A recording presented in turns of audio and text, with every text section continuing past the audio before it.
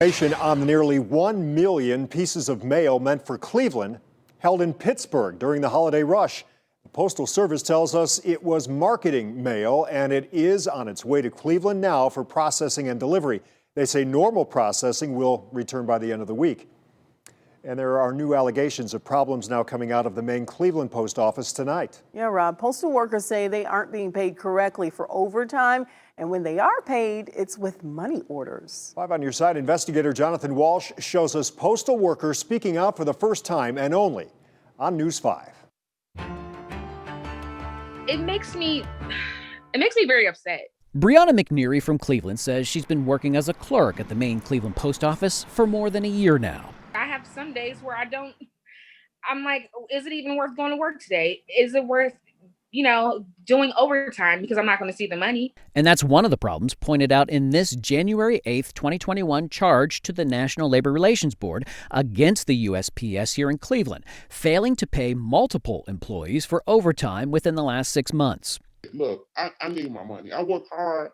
I work a lot of hours. This woman, we'll call her Sharon, works for the post office but didn't want to show her face, fearing retaliation. But she too says she's been working 12 hours a day, 6 days a week, and having problems with her overtime pay, missing 15 and a half hours one time and 18 overtime hours the next. The one thing I don't do is pay with my money. I work. These are hourly wages that I work. This is what they told me it was going to pay. Both Sharon and Brianna tell us they were offered, get this now, money orders to offset their overtime losses, and that they were encouraged to cash those money orders at the front counter here. Problem is, they say anywhere between 30 and 35% was taken out for taxes, but those taxes were never specified like a normal paycheck. I never heard anything like that before in my life. These are money orders from a third employee I talked to who also feared being on camera. Brianna tells us managers told her the pay problems would all be taken care of. We'll figure out how much we owe you. But so far, the workers say no solution has been found. We asked the post office about the overtime charge and the use of money orders. It didn't address those money orders, but it did send a statement that said, in short, it cannot comment on a matter pending for adjudication before the National Labor Relations Board. Meanwhile, for some workers, they just want what they say they've earned.